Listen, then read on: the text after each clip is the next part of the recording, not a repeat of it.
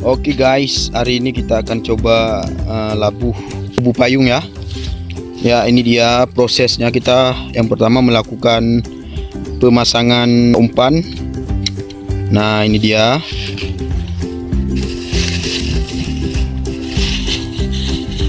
Ya, umpan yang kita gunakan di sini adalah teras. Oke. Nah, ini ada yang kedua juga merupakan umpan pancingan yang telah dibungkus dengan menggunakan jaring aluminium, dimana fungsinya itu adalah untuk menghindari meleburnya pakan yang telah kita buat. Nah, itu dia ya. Nah, begitulah bentuknya kira-kira. Ya, itu dia. Oke, sekarang kita lakukan proses pembuangan ke dalam kolam target. Ini dia. Sebagai informasi, posisi kita melakukan pembuangan ini ada di kolam perumahan Pasir Masjid ya, yang lumayan sangat asri masih saat ini. Kita lihat itu dia. Nah, diletakkan dalam air. Nah, selanjutnya ini adalah proses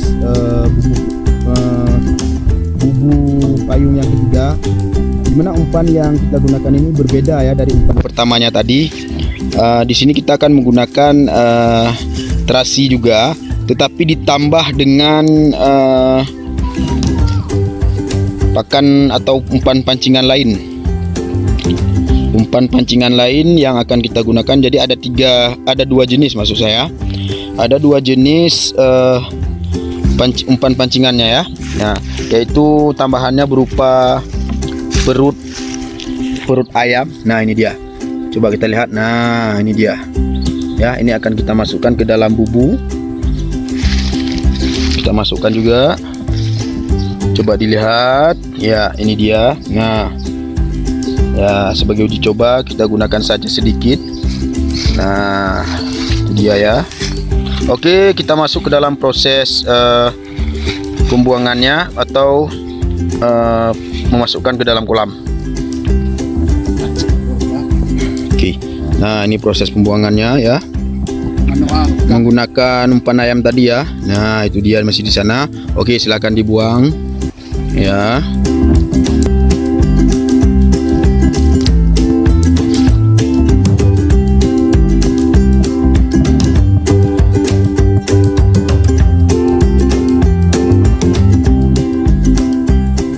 Ini hasil setelah kita jalani beberapa waktu ya, sekitar hampir 1 jam. Nah, kita lihat hasilnya kira-kira bagaimana. Nah, ini dia, diangkat pelan-pelan.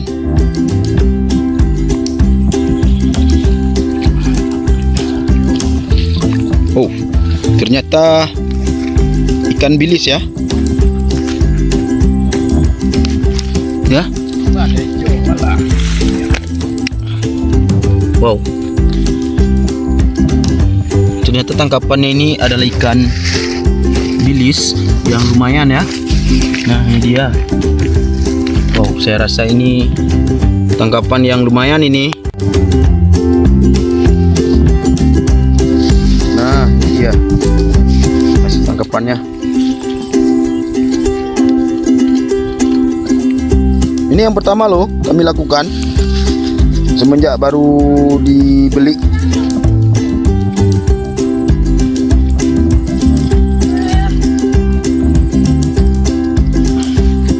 Nah,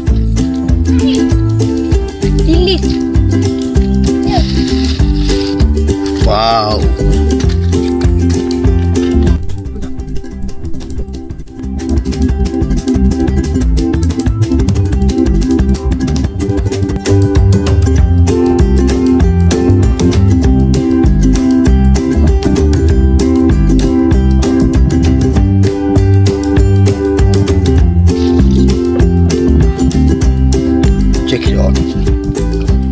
Oke guys, sekarang kita bongkar ikannya.